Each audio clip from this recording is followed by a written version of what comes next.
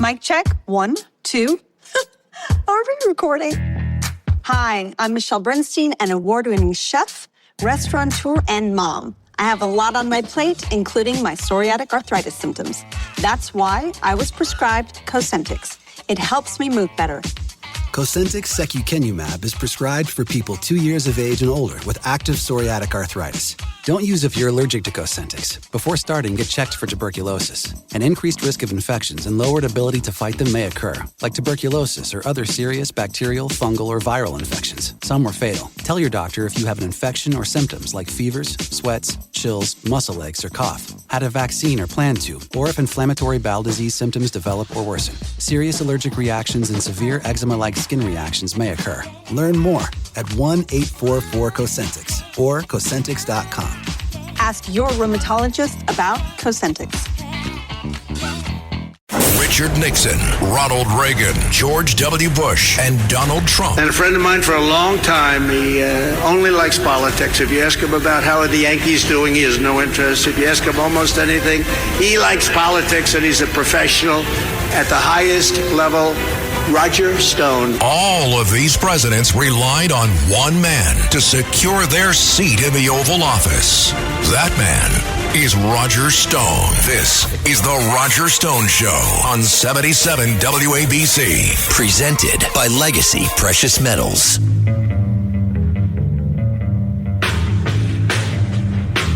This is Roger Stone, and this is The Roger Stone Show on 77 WABC Radio. We're the crown jewel of AM radio, and let me urge you to take a moment to go to the App Store and download the 77 WABC Radio app right now so you don't miss any of the outstanding programming that we have here at 77 WABC. I'm talking about Larry Kudlow on Saturdays, the architect of America's economic resurgence under President Donald Trump, or my good friend Frank Morano on the other side of midnight. If you're a night owl, you don't want to miss that. Then there's Katz and Cosby, John Catsimatidis and Rita Cosby, who reach you every day at 5 to break down that day's news, and their Sunday morning program is a never miss if you want to set the day as to what's going on in America. Today on the Roger Stone Show, I want to focus on the dangers of artificial intelligence. If you're not familiar with artificial intelligence, or what they call AI, well, you should be, because I think you're going to see a lot of it coming up in the 2024 election. You see, using artificial intelligence, any person can take a 7-second snippet of your voice or your imagery, and they can make an audio or a video that is undetectable and sounds or looks exactly like you, but isn't you at all. In other words, they can put words in your mouth. I know this because, well, it just happened to me. A far-left website called Mediaite contacted me 10 days ago and said that they had an audio recording in which they alleged that I had actually threatened the lives of 2 Democratic congressmen. I knew that I had never said or done any such thing. They wanted me to comment on an audio that they wouldn't play for me, and they refused to post. Needless to say, I said, since I've never said any of those things, any audio that was produced would have to have been fabricated with the use of AI. Roughly a week later, they posted an audio which they claimed was me, had extraordinary background noise like it was recorded in a restaurant, and it was shocking, but it was also phony. I used no less than 2 readily available AI detector programs to immediately tell me, in one case, they said there was a 92.80 chance that this was fraudulent, AI created. In the other case, the AI detection software I used, by the way, anyone can find these online, showed me that there was an 86% chance, roughly, that this was likely created with AI. Yesterday, I went out and retained one of the foremost experts in the country, a man who literally spends his entire life analyzing these audios, and he was a little expensive, to be honest with you. I had to retain him, and there's confidentiality at this juncture because this may have to be used in some future proceeding, but he told me that there were 5 basic criteria and that this particular audio not only had been fabricated, but would never be admissible in a court of law. What's disappointing to me, I guess, is that, well, CNN, MSNBC, The Guardian, Salon, The Daily Beast, even the vaunted New York Times immediately jump to the conclusion that this audio was genuine. Folks, it is not. And it is reported that these 2 congressmen complained to both the Capitol Hill Police and the FBI. This is splashed all over. The death threats to me and my family have, of course, once again skyrocketed. But let me say that any honest investigation is going to ultimately prove that I never said anything of the kind. Buckle your seatbelts for this kind of abuse of artificial intelligence, because you're going to see a lot of it in politics this year. Terrific piece in the Wall Street Journal about this only recently. Meanwhile, I had tremendous reaction to my list of the best and worst dressed people in the world.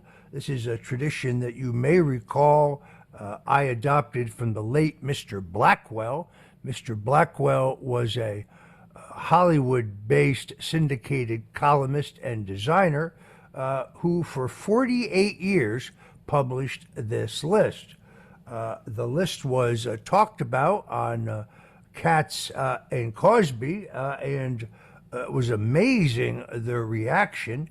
Putting together such a list is difficult, but I bring it up now to tell you, well, I'm starting to collect names and suggestions for next year's list. I had 2 of the folks here on WABC.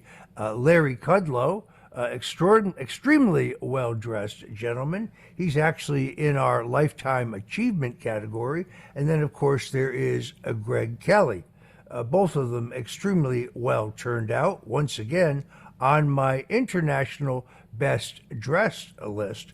If you know somebody in any walk of life, could be entertainment, could be athletics, could be business, doesn't have to be a celebrity, by the way, who you think ought to be considered for next year's list, you can email that to me at stoneonstyle@stonezone.com. That's stoneonstyle@stonezone.com.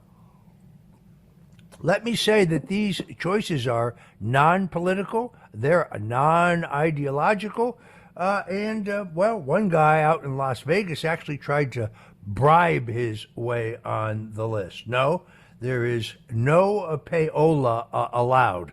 I will not accept a gratuity to put you on the list. So if you know of someone, or you see someone in the media, see someone on TV or cable or in the newspaper who you think ought to be on the list, send me an email, stoneonstyle@stonezone.com, and we'll consider them. This is a lot of fun, publishes on New Year's Day, so we've got plenty of time. But I'm grateful for a number of my colleagues here at WABC, John Katsimatidis and Rita Cosby, also Greg Kelly, great segments on the list.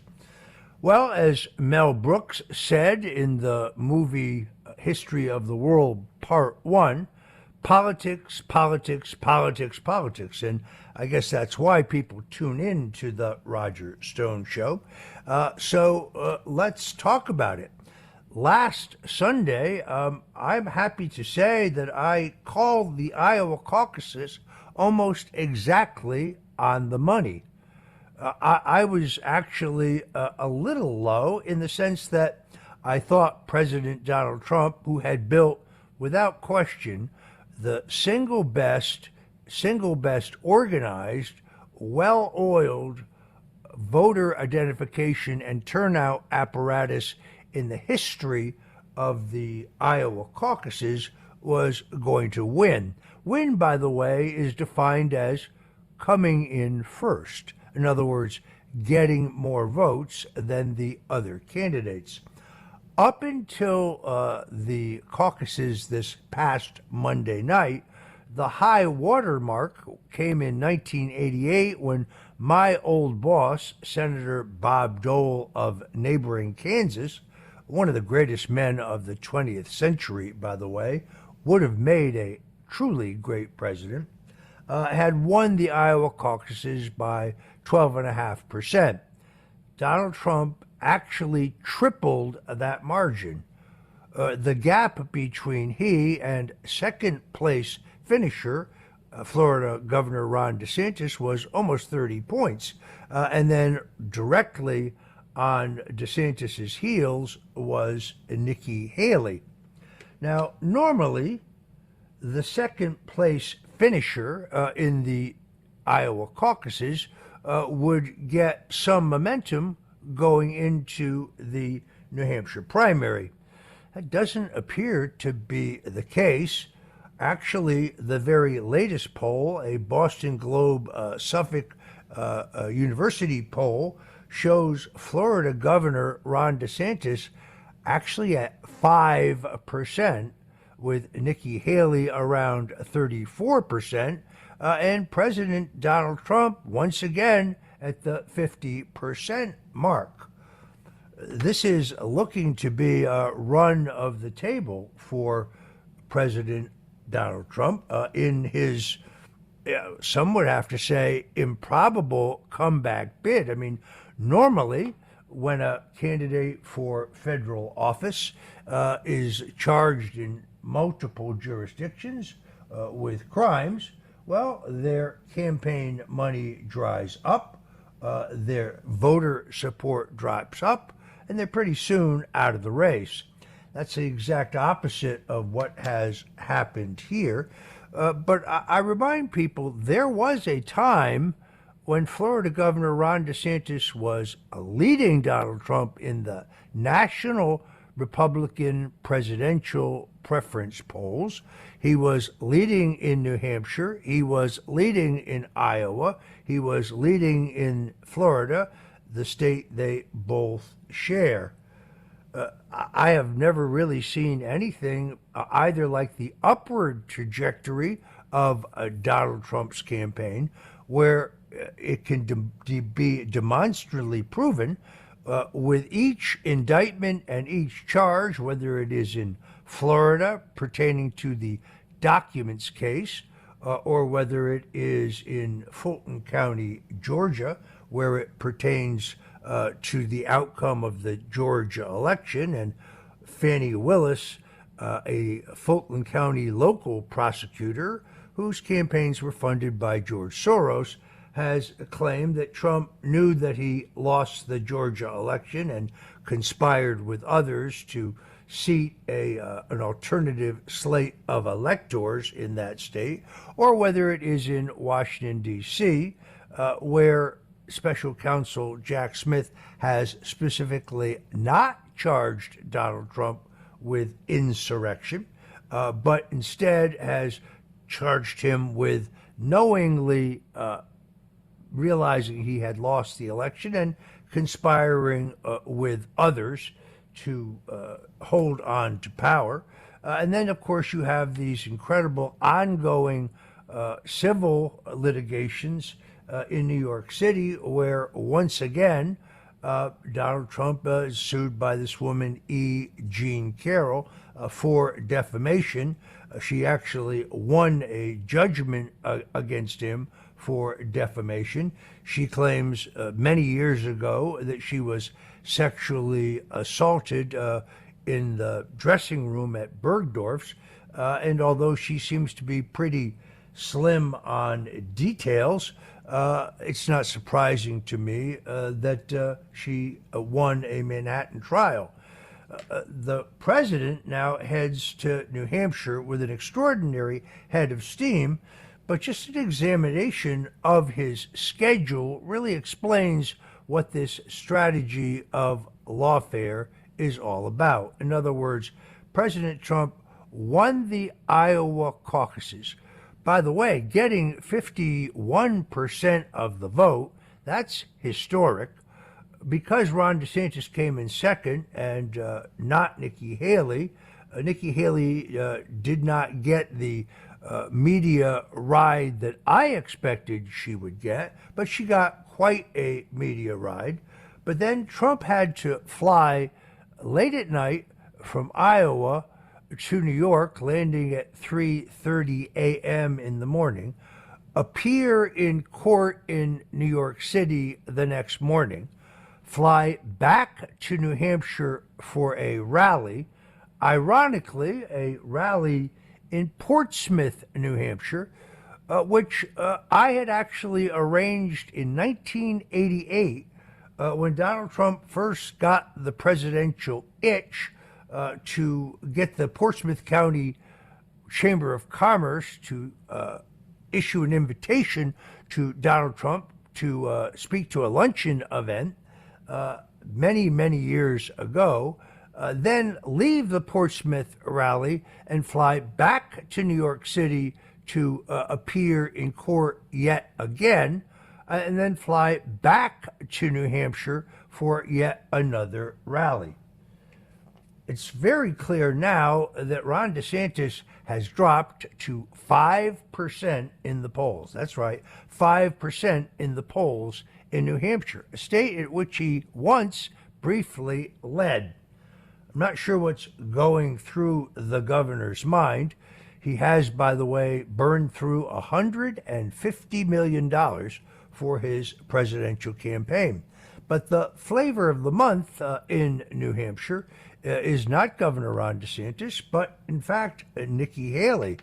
The very latest polls show that the president, again, around the 50% mark. I'm taking the Real Clear Politics daily average as opposed to looking at any one particular poll, which I think is the way to realistically do this, with Nikki Haley at 34. So and as I said, Governor Ron DeSantis at 5. You have to wonder how long Governor DeSantis is going to stay in this race. But it is instructive that New Hampshire, other than South Carolina, is one of the few states in the country where non-Republicans can vote in the upcoming Republican primary. That primary, by the way, is this coming Tuesday. And that would, I think, create some drama. All of the polls show that President Donald Trump among Republicans is actually in the mid-60s, and Nikki Haley is in the mid-20s. But among independents who have no Democratic Party to distract them, because the Democratic National Committee has essentially stripped both the Iowa caucuses first and then the New Hampshire primary of their delegates. So there is no New Hampshire Democratic presidential primary. By the way, in that state, the presidential primary is not only mandated by law, but it is also mandated by state law to be first in the nation. That means if some other state moved ahead of New Hampshire, let's say to January 1st, just theoretically, by law, the presidential primary would have to be held the year before the presidential election. In any event, what you see today is a massive effort by the supporters of Nikki Haley, the former UN ambassador, to drag independents who don't have any distraction of a possible Democratic primary to vote in this Republican contest. That's the only thing that makes New Hampshire even potentially competitive. My prediction, you can write it down now, folks. It is a solid double-digit win by Donald Trump over Nikki Haley, and then the contest will go to South Carolina. Now, South Carolina is a state where anyone can vote in any primary, meaning voters in South Carolina don't register by party, and the Republican or Democratic primary, the first state that is holding a Democratic preferential primary in which President Joe Biden is a candidate, voters can vote in any or either primary. They can actually switch back and forth. If you're just tuning in, folks, this is the Roger Stone Show here at 77 WABC, and we're breaking down the real reason you come here. I love to talk news, history, politics, style, but we've got a great lineup for you today. Former New York City police officer Sal Greco joins us to talk about the ongoing crisis regarding illegal migrants in New York City and the allegations of corruption that are swirling around the administration of Mayor Eric Adams. Former Congressman Chris Collins, whose life seems to be on a parallel track with Donald Trump. He was a distinguished and respected member of Congress who was forced to resign after being reelected under a cloud, charged, I think, unjustly with insider trading. In fact, he's going to tell you that he never made an illegal penny, but the victim of a politically motivated witch hunt. He was one of our very first guests here on the Roger Stone Show, and recently there was a terrific long profile on his comeback and redemption in the Washington Post. So I wanted to have Chris Collins back on, and then Doug Kaplan, one of the country's leading pollsters, going to help break down for us what happened in Iowa, what's likely to happen in New Hampshire, and then the road beyond. All of that coming up right here at the Roger Stone Show. Two interesting phenomena this past week in politics. The growing speculation that Joe Biden will not stand for re-election, and an increasingly high profile by, yes, you heard it here first, Michelle Obama. Michelle Obama gave a couple of interviews this week in which she said that she was growingly concerned, essentially, with the prospect that Donald Trump might be headed back to the White House. I said almost 2 years ago that I did not think that Biden would stand for re-election. Now, at one time, I thought that perhaps his health was so bad and the impact of his policies was so drastic and negative for the country, and with the burgeoning scandal surrounding his son Hunter Biden and his brother Jimmy Biden and other members of the Biden crime family, that he might actually step down. I've revised that view. I don't think that's how it's going to work, but I stand by my prediction that the 2024 Democratic nominee for President of the United States will be Michelle Obama. Now, every time she says she's not interested and she's not running, I become more confident that my prediction is correct. She won't run, you see. She's going to be drafted. How could that work? Well, in the Democratic National Convention system, the role of superdelegates, something that doesn't exist within the Republican nominating process, that process gives a very large block of delegates who are elected public or party officials, and they are politicians by nature. So I see a sequence of events under which Joe Biden actually wins all of the Democratic primaries. That's because the Democratic National Committee has essentially cleared the field. They've made it impossible for any viable challenger to challenge Joe Biden in the Democratic primaries. This is the whole reason that Robert F. Kennedy Jr., from one of the great dynasties of the Democratic Party, actually bolted the party of his father, Senator Robert F. Kennedy Sr., U.S. Senator from New York State, and his uncle, President John F. Kennedy, to seek to run as an independent. Isn't it funny that the folks who say that Donald Trump is a threat to democracy, well, they allow no democracy themselves within their own party process. In other words, the Democratic Party nomination is a lock for Joe Biden because he has no opposition. And the filing deadlines are quickly passing for almost all of those primaries. That nomination will also be wrapped up really by the end of March. What does that mean? Well, among other things, it means that Joe Biden could still go to the Democratic Convention with more than enough delegates to be nominated, but looking at dismal poll numbers, even greater development of the revelations regarding Hunter Biden. We had Elise Stefanik, the upstate New York Congresswoman, on the Roger Stone show last weekend, talked about that extensively.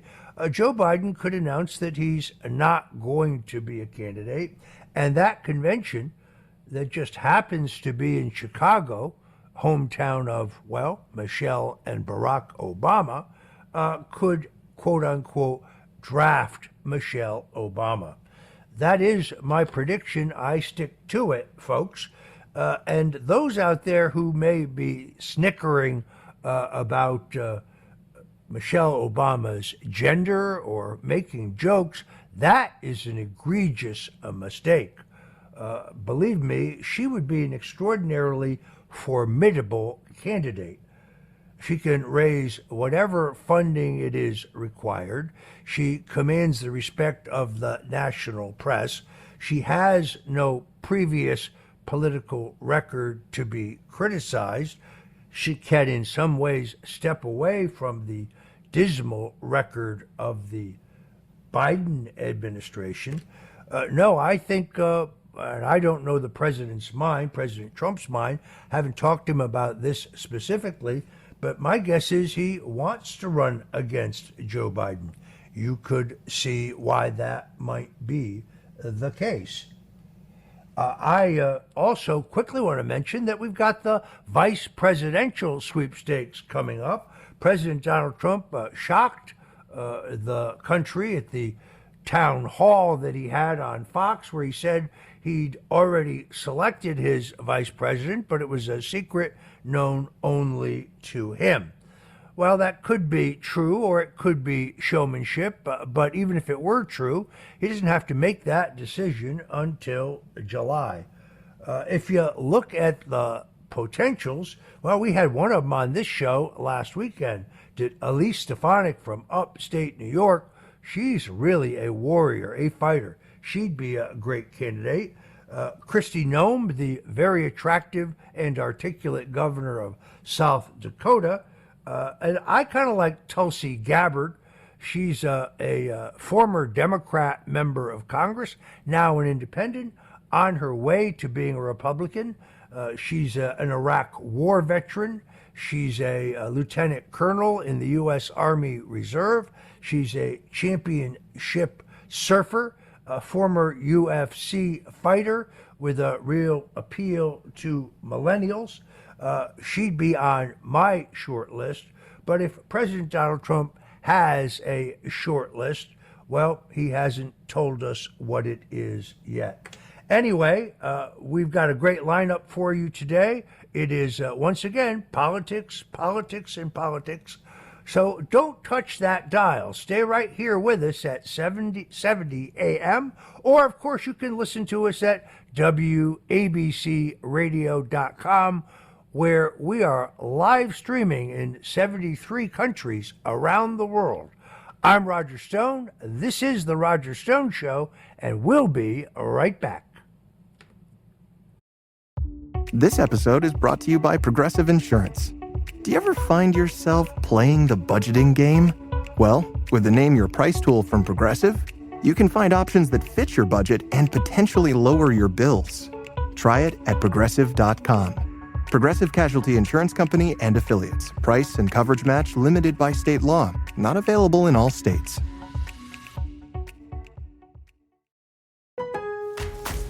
Kick off summer with Memorial Day savings at Lowe's. Right now, get 5 Scott's Naturescapes 1.5 cubic foot mulch bags for just $10. Plus, get up to 40% off select major appliances and save an extra $50 on every $500 you spend on select major appliances $396 or more. Lowe's, we help, you save. Valid through 5/28. Mulch offer excludes Alaska and Hawaii. Selection varies by location. While supplies last. See Lowe's.com for more details. Richard Nixon, Ronald Reagan, George W. Bush, and Donald Trump. And a friend of mine for a long time, he only likes politics. If you ask him about how are the Yankees doing, he has no interest. If you ask him almost anything, he likes politics, and he's a professional at the highest level. Roger Stone. All of these presidents relied on one man to secure their seat in the Oval Office. That man is Roger Stone. This is The Roger Stone Show on 77 WABC. Presented by Legacy Precious Metals.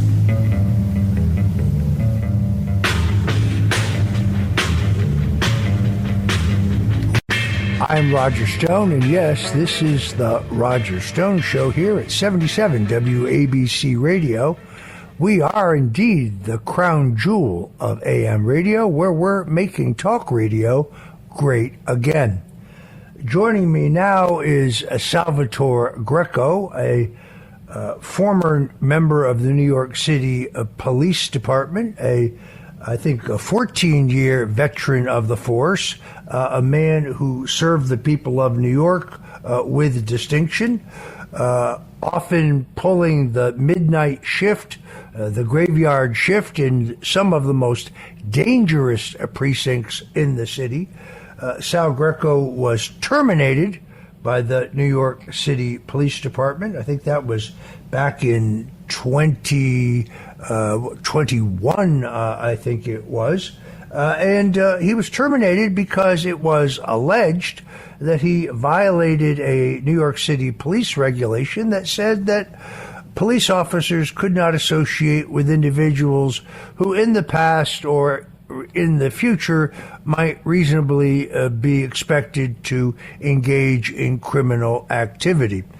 Specifically, his friendship with me got him terminated by the NYPD. The problem with that, of course, is that regulation doesn't seem to have been evenly applied to everyone at NYPD, both historically and currently. Mayor Eric Adams, who is, of course, himself a veteran of the New York City Police Department, where he served as a captain, writes in his own biography about providing personal security services for Mike Tyson and Louis Farrakhan, both of them convicted felons, has a long association with the Reverend Al Sharpton, another man who has a record. So if this regulation is applied to Sal Greco, who just happens to be a friend of mine and in his off-duty hours a supporter of President Donald Trump, well, then it would have to be applied evenly to all New York police officers. And he has filed a lawsuit against the city of New York. That lawsuit has survived 2 attempts at dismissal by the city of New York and is going now finally to go into the discovery phase and then ultimately go to trial. But Sal Greco has very actively defended himself, both in a number of interviews and here on social media. And it's his contention that that regulation, the very same regulation under which he was terminated, lost his pension, lost his good conduct letter, which prevents him from getting work as a police officer in another jurisdiction, should he choose to do so, despite an unblemished record of service as a cop, is being violated by others at the highest levels of the NYPD today. Sal Greco, welcome to the Roger Stone Show. Oh, thanks, Roger. It's an honor to be on the Roger Stone Show on WABC.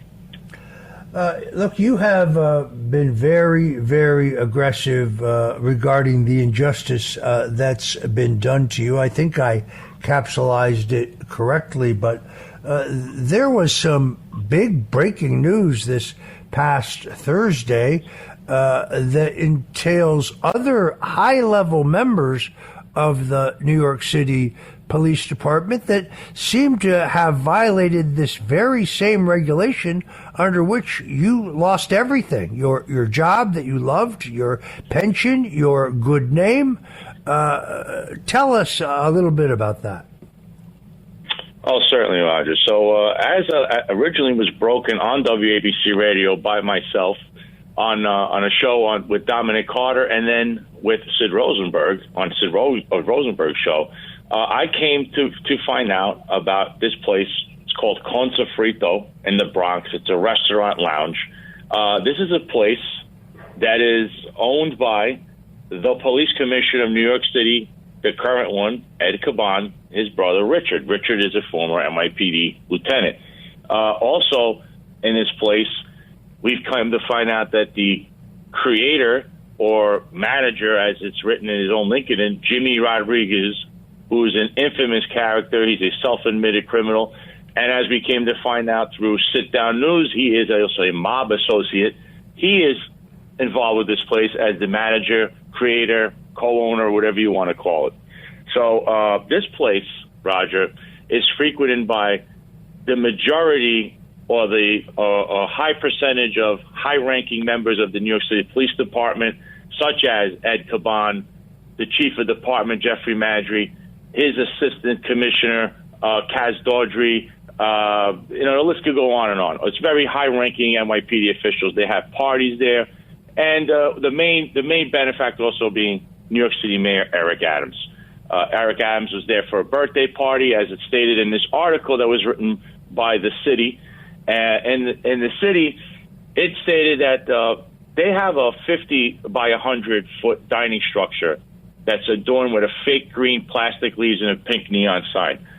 And this structure, Roger, it was condemned from the beginning, where when they originally received their liquor license back in, July, I believe, of 2022. And it stated in the Department of Buildings record, which you can actually look this up on the Department of Buildings record in New York City on their website, and when you put in the address, 1315 Commerce Avenue, that they had received a summons, and that's how they got their SLA license, is that they told them that the structure had to be torn down. They believed the structure was unsafe, making it a public safety hazard for that structure to be active. But they never did, Roger. They kept the shed up, and they had numerous parties there. Now, what we didn't know, and what I is written in this article, Roger, is that there was also the fire department hit them with, I believe it's 17 violations, and then they went back in October of this year, and they hit them with 17 violations in August of 2022, Roger. And in October of this year, another FDNY unit went, and they hit them with another violation. So they had 18 fire violations. Roger, with all of this going on, there's been no enforcement there. None. Zero. Remember the characters that go there. You have the police department. We have Eric Adams going there. We have State Assembly Leader Carl Hastie going there. We have the District Attorney of the Bronx, Darcel Clark. We have the most infamous character there is the New York State Attorney General, Letitia James, going there. So this place should never have gotten this far, being open, having a liquor license, carrying out these parties with all these violations, Roger. It's really kind of speaks to the double standard here. It seems to me, I was shocked when I heard, for example, that Cardi B, a rapper who has a number of songs about killing the police, actually was invited to speak at the New York City Police Department Academy, which means she had to come in contact with the top brass of the NYPD, and that's a clear violation of the very same regulation under which you were terminated and lost everything. I showed up for your administrative trial. That seemed to really upset those who were persecuting you. I showed up simply to issue moral support. It's very important to recognize that while Sal Greco and I were both in Washington, D.C. on January 6th, neither one of us was at the Capitol. Neither one of us had any knowledge before the fact or in real time about any illegal activity at the Capitol or anywhere else in Washington, D.C., despite the insistence of some on MSNBC. No, I was never in any war room at the Willard Hotel working on getting the U.S. Senate to delay the certification of the Electoral College. I'm familiar with the underlying legal theory on which some sought to do that. I'm not a lawyer, but based on my study, I don't think that's necessarily illegal, but I was uninvolved in that process. The Washington Post, not exactly friends of mine, admitted that at least 3 sources told them I was never in any war room at the Willard Hotel. Although CNN said it on the air just again the other day, and there's no allegation that either Sal Greco or myself did anything wrong on January 5th or 6th. It is very interesting that a member of the Oath Keepers who had been assigned as a volunteer to a security detail for me because I couldn't walk around Washington, D.C. without security. It's a very dangerous place. Testified under oath in the administrative proceeding regarding the termination of Officer Greco that I was completely unaware and uninvolved in any way in any activities by the Oath Keepers on January 6th, and several of them would later, including this gentleman, Joshua James, would later be charged, although I don't believe he has yet been sentenced and convicted.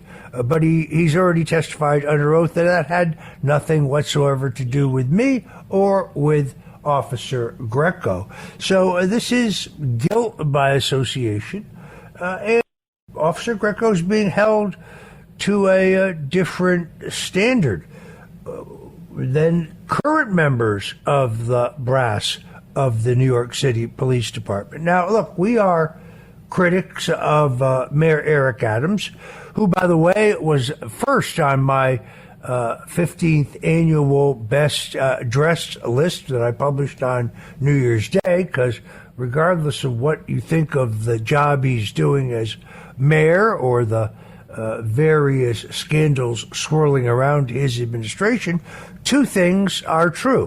One, he's extraordinarily well-dressed, probably the best-dressed mayor since New York City Mayor Jimmy Walker, Bo James, they used to call him. And secondarily, to be fair, Mayor Adams has, and no one in his administration has been charged or convicted of any crime. All we know is what we read in the New York Post and the New York Daily News about ongoing investigations. But Sal, what is the status of your lawsuit against those who terminated you? Well, Roger, at the end of this month, in January, I should be hearing from the city's attorneys, and we were going to discuss the discovery, some of the discovery that we have asked for from the city. And there might be a little back and forth banter, I guess. But, with this new revelation from this Consafrito, I mean, right here, Roger, in this article, this is so the owners put an eviction lawsuit together. The owner of the property says right here, Joseph Dodonna III initiated an eviction lawsuit in September. And he says the owners ignored the judge's order from December 26th to stop using the outside space. And here's the thing that's disgusting here, Roger. So of all days, January 6th of 2024, there was a NYPD-sponsored event at Consafrito. It was called Winter Wonderland. It's a toy drive event for children, okay? Recognize that this place is not only a fire trap, which if you remember in the Bronx, there was a place called Happy Days, which is why all these rules and regulations are in place. So that it's not only a fire trap, but a complete public safety hazard with all these violations. And you know who was bringing the children in, Roger? New York Police Department buses were bringing in women and children. There's pictures online to this event to be in a place that shouldn't even be open, and that is a public safety hazard to children, to people, to the personnel, the NYPD personnel there, in defiance of a court order, which we, as you know, Roger, we go back on my case, the NYPD violated a court order the way they handled my case and how they went after with the subpoenas and all that. So, Roger, there were children at this event, which, by the way, is sponsored on a flyer, was sponsored by New York Police Department Internal Affairs Bureau and the mayor's office. Okay, so they are basically busing in people into a fire trap. I want people to understand this. This is the integrity and the mindset of the New York City Police Department, the leadership there, and the mayor of New York City. Okay, so they on January 6th had this party, and it's referenced here, right in this article. So, Roger, with something like this being presented, now it will be presented in my case. I mean, how do you believe the city or the NYPD would answer this? Because I'm saying, Roger, I believe that with everything we're hearing here, I'm calling on the United States Attorney of Southern District of New York, who's already investigating Eric Adams. What he should do is look into this entire case, how Consafrito has all these violations and no one's enforcing anything, nobody's going there. Eric Adams was already under a cloud of dust because he was speeding up. There's allegations of him speeding up inspections for the Turkish embassy, which was right before and during the beginning weeks of his mayoralship when he first started. If you're going to investigate him for that, you should be looking into this. And it's not only him. You have the police commissioner that's there, the attorney, the district attorney of the Bronx. You have the attorney general of the state of New York that's always there. This can only be handled at a federal level. It needs to be looked at, Roger. This is ridiculous that children would bust into this event knowingly. They knew that this place has all these violations. It's a fire hazard. This is a disgrace, Roger. And people, some people on the station like to cozy up to, Eddie Caban and Kaz Dawdry. Someone needs to ask them what the hell this was all about and why they would do this. This is purely disgusting, Roger. Well, we have all viewpoints here at 77 WABC. It's one of the great things about this station. I want people to understand, Sal, what this has been like for you personally. I mean, you've burned through your life savings, spending it on lawyers, just seeking to get your good name back and to get your back pay and perhaps even get damages given what they have done to turn your life upside down. As I recall, for reasons that don't make any sense given your unblemished record of service to the city, the NYPD actually had you under surveillance at some point, and you couldn't even attend your own father's funeral when he passed away in the middle of this controversy. That's right, Roger. While this was going on, my father unfortunately became sick, and ultimately he succumbed to brain cancer. And I was at the hospital in his final moments. But while I was going to the hospital, there was a vehicle that surveyed me there. They treated me like I was Juan Pablo Escobar. I mean, they thoroughly investigated me. But yet, while this is going on, they're all hanging out with Jimmy Rodriguez. And this goes back to Police Commissioner Shea, Police Commissioner Sewell, and Police Commissioner Caban. They're all pictured with this guy and going to one of his places, or he brings the party to them. And this has been a lot. This has been it's taken a toll on me, Roger, and my family. And because there was also a period that I wasn't allowed to speak to you, if you remember that. They had ordered me not even to speak to you, as if you were the boogeyman. And the NYPD treated this as if it was, an investigation into, some mafia killer or something.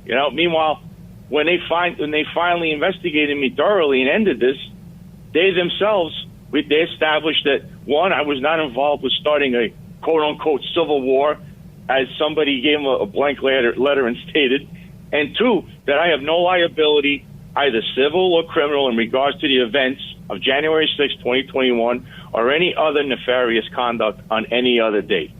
And everything that's come about this since then, when they try to drum up my name or your name into something, is basically they are falsely accusing me repeatedly of basically guilt by association, because me and you are friends. And anything else that comes about because of that is just another version of political fodder.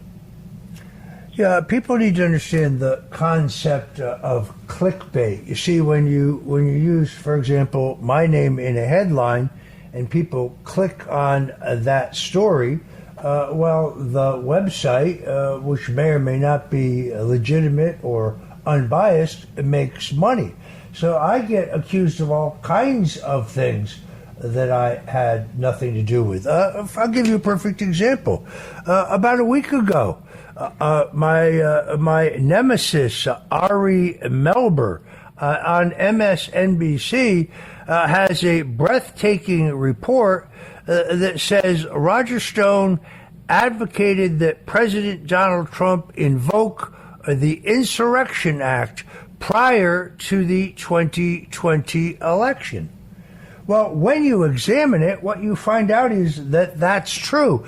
A year before the 2020 election, when Black Lives Matter and Antifa was burning down large swaths of the Pacific Northwest and the Midwest, I did say that I thought the president, whose first responsibility as president is to restore order, should have employed the Insurrection Act. It would have saved lives. It would have saved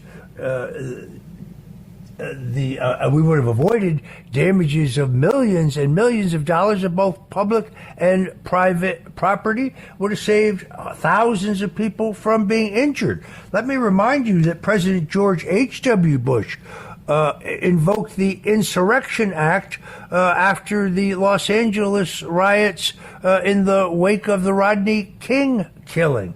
There's nothing wrong with that, but you see, the implication is that it had something to do either with the election of 2020 or it had something to do with January 6th, neither of which is true. But I'm sure they got a lot of clicks by that disinformation, by that smear. They continue to insist that I'm an architect of the fake electors scheme. I've never used the word fake electors in my life. And I've read the Electoral College Act, and it's very clear that when there is a legal action pending in a given state, and there's controversy pending in the courts regarding the outcome of an election, that the formation and filing of an alternative elector slate, exactly as John F. Kennedy did in Hawaii in 1960. By the way, on election night, the electors for Richard Nixon were certified. After the absentee ballots were selected, it was learned that John Kennedy had actually carried Hawaii, and his alternative selectors were seated and recognized by the U.S. Senate. Nothing criminal there. But it's this ongoing clickbait campaign that is just designed to drag your name through the mud. Folks, if you're just tuning in, I'm Roger Stone. This is The Roger Stone Show at 77 WABC. Don't touch that dial. We are always at 770 on the AM dial. But, well, if you're out of town, you can always listen to us at WABCradio.com, where we are now streaming worldwide. So check it out. Take a minute, really, to go to the App Store and download the 77 WABC radio app, the Red Apple app, to get all of the best programming, both talk and entertainment, right here at the most vibrant AM radio station in America, 77 WABC. I'm talking to New York City police veteran Salvatore Greco, a man with an unblemished record of service to the people of New York, who I believe has been subjected to a grave injustice. Sal, let's talk for a moment about a city I love, New York City, and the quality of life there. I am shocked that, for example, the Roosevelt Hotel, which is on the list of historical landmarks, once the elite headquarters of New York Governor Tom Dewey, New York City Mayor John V. Lindsay, New York Governor Nelson Rockefeller, the New York County Republican Committee, is now a migrant shelter that the New York City Police Department have to go to virtually daily because of crimes being committed there either against or by illegal migrants. Mayor Adams, when he was running for mayor, said that he was proud of the fact that New York City was a sanctuary city. He subsequently said that this influx, this invasion of illegals, which is stretching social services to the breaking point, had the capacity to destroy the greatest city on earth. And then I see the tree lighting ceremony at Rockefeller Center marred by protests and violence. This really breaks my heart. New York City is the greatest city on earth, but what I see here is the destruction of the city. I know that you were a proud member of NYPD, but under this current leadership, would you even want your job in the New York City Police Department back again? Would you? And if you did take it back, would you be allowed to arrest anybody who is it you found who in the process of committing a crime? Actually, Roger, I believe that is really a hands-off policy with the illegal immigrants and the undocumented that are there. If they commit crimes, you could see that they have. I want to give a big kudos and a shout out to Curtis Sleever, who's actually been on the forefront of this, exposing this every turn. With John Tobacco, had plenty of rallies for the people to defend themselves in their neighborhood where they were trying to put all these undocumented in shelters. And there's all kinds of violations that Eric Adams is just trying to stomp on things, people's neighborhoods and their rights and the protests, that peaceful protests. They want the cops to be very hands-on, and these protests, they're very hands-off. And that comes from the top, Roger. And with these certain characters, these nefarious characters that are in charge today, the NYPD, I got to be honest, Roger, I don't know if I would want to be a New York City police officer. And it's a shame because I did my job with distinction. I'm a highly decorated officer with an unblemished record. And in all honesty, I think New York City, they lost an asset when I was terminated. And there's other officers now that are in the same category as me that are retiring and leaving for the very same reason, Roger. It's this leadership seems to be more enamored with the nightlife and being out there in the spotlight, almost rubbing elbows with the characters, we'll say infamous characters, than actually governing the city of New York and keeping people safe. All right, unfortunately, we are out of time. I want to thank my guest, former New York City police officer Salvatore Greco. I'm Roger Stone. This is The Roger Stone Show at 77 WABC Radio, and we will be right back. ChatGPT Plus is free for college students through May. Here's the thing. You've got a lot to do between now and then. Studying for finals, writing papers, trying to keep your life on track. And ChatGPT can help with all of it. It can quiz you for your econ exam, make a study guide from your French notes, plan out your meals and study breaks. It can get really specific on how you like to learn. It can even help you come up with ways to stop procrastinating. So from now until summer break, take advantage of all the ways ChatGPT can make your life easier. Restrictions apply. This is The Roger Stone Show on 77 WABC. Presented by Legacy Precious Metals. A man who's gone through hell, but he's kept going, and he's smart, and he's strong, and people love him. Not everybody, but people love him and respect him. Roger Stone. Now, here's Roger Stone. Welcome back. I'm Roger Stone, and this is The Roger Stone Show at 77 WABC Radio. Joining us now is Chris Collins, a businessman, but more importantly, a former congressman from New York's 27th Congressional District until he resigned in 2019. Chris Collins is a former Erie County executive, was the first congressman in the country to endorse Donald Trump for president in the 2016 cycle. And he was one of our very first guests here on the Roger Stone Show when we kicked off the show. That was, seems like yesterday, but it was, I guess we're almost on our 38th week, I believe. And there's a terrific story in the Washington Post about Chris Collins and his life. He resigned under a cloud. He was charged with a crime for which he was not guilty. His story is an inspiring story of redemption. It is a story of faith. It is a story, perhaps, of one of the greatest political comebacks in history. I am very proud to have my friend Chris Collins join me today on the Roger Stone Show. Congressman, welcome. Roger, it's always good to be talking with you. And what you didn't tell your listeners is the other thing that you and I have in common is we were both pardoned by President Trump on December 22nd of 2020. And I was actually in a prison camp in Pensacola, Florida. It was a very dark time for me. 3 days before Christmas of 2020. And my wife had been working with Mark Meadows, who I went to Congress with back in early 2013. We were both elected in the 2012 cycle.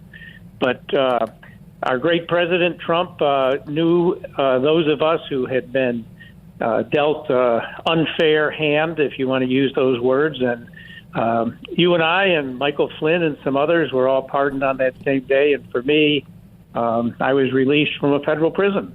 So that story is somewhat in the Washington Post story that was published yesterday, a very large profile, if you will, of my life as I'm now preparing to run for Congress again in Florida 19.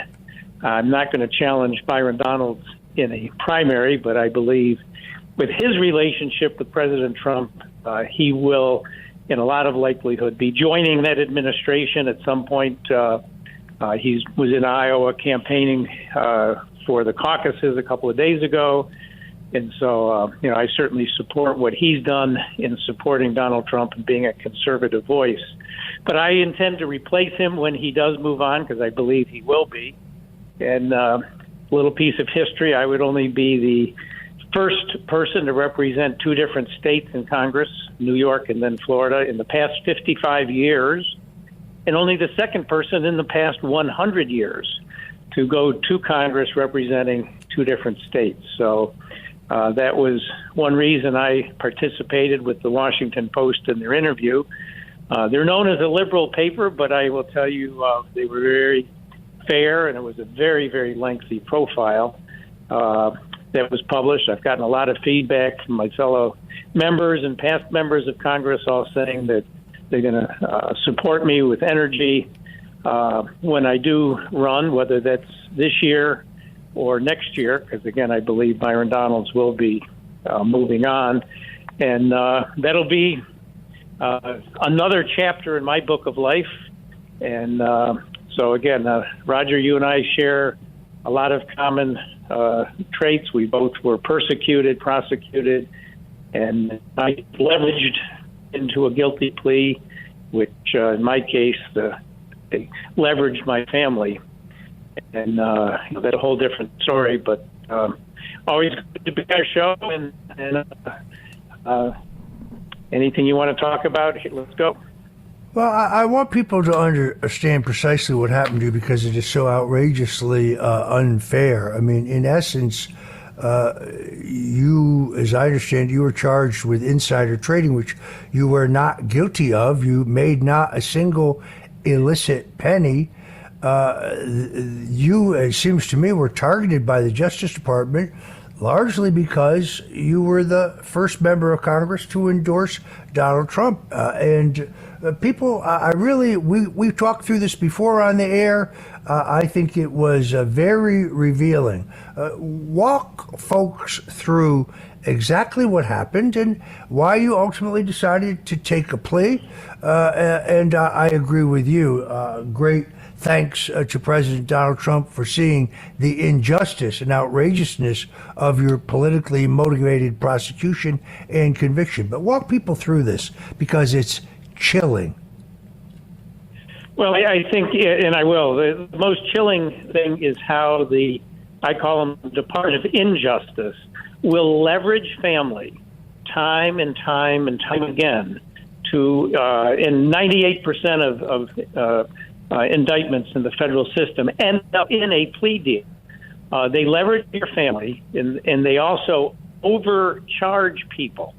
And, in my case, I was charged with 11 felonies. I mean, the president, I think, in his cases now is facing something like 92 different charges. But when they charge you with separate, in my case, 11 felony counts associated with insider trading, and as you said, I never sold any stock, and I was never charged with selling stock. But they will use relationships in a way to, in my case, go after me. And, if you get convicted of 11 felonies, you go for a very long period of time, and that's when they approach other people and say, you plead guilty to one felony, you may do 5 years, but you're not going to do 50 years.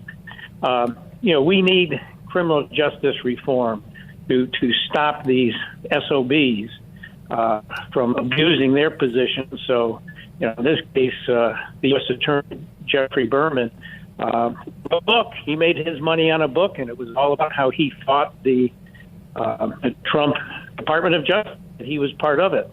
He was appointed U.S. attorney, and luckily, at some point here, Trump fired him. But the person who came to get me, Damian Williams, was his associate. He's now the U.S. attorney for the Southern District of New York. But the long and short of it is I was on the board of a company developing a drug to treat secondary progressive multiple sclerosis, the most deadly disease in America. I was involved with a company over 15 years.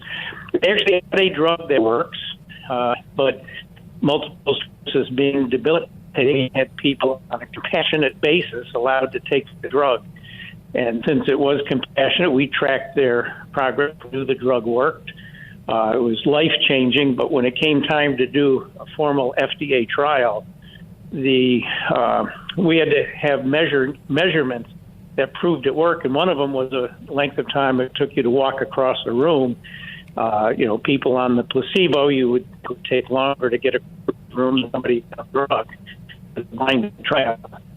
But we ended up having to put patients into the trial that were not late stage in order to get those measurements. And the tragedy here is when the results came back, they did not see a measurable difference between the patients on the drug and patients on the placebo. And it wasn't that the drug doesn't work, but frankly, we had the wrong patients in the trial. But in that case, we had already established that when the trial results came out, stock was publicly traded in Australia. It was an Australian-listed company, not in the U.S. And we put a trading halt on the stock. We had. So those of us on the board knew when the results were coming out. We knew there would be a trading halt instantly on the trial, so we could digest whatever the trial results were and then announce them to the public at a later date. But knowing that we would have those, we made sure there was going to be a trading halt. So we got the results. They were negative. They just showed no measurable difference, and therefore the trial was deemed a failure. Each member of the board, myself included, certainly shared those devastating results with our families. I mean, again, there's no harm in that. There was a trading halt on the stock, and all of us certainly owned stock, and many of our family members did, including my kids.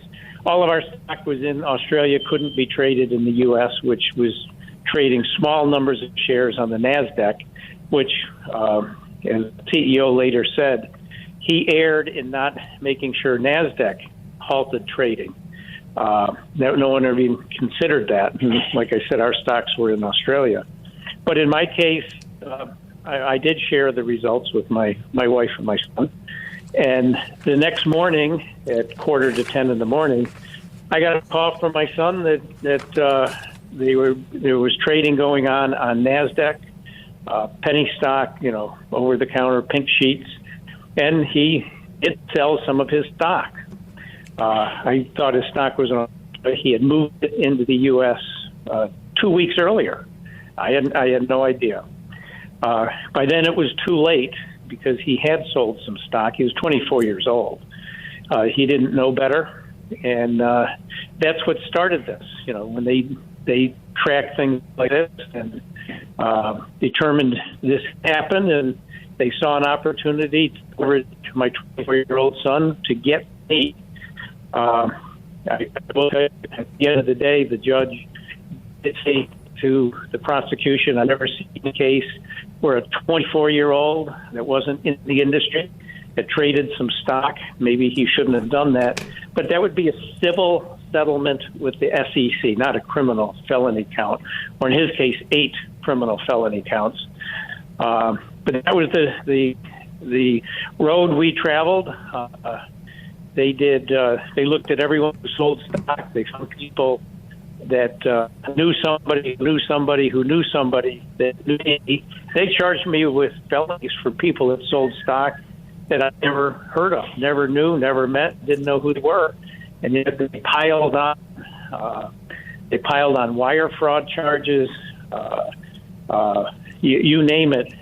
And, when we got into our discovery, we said, what's a wire fraud? Collins never sold any stock, never got any money. No money went through his account.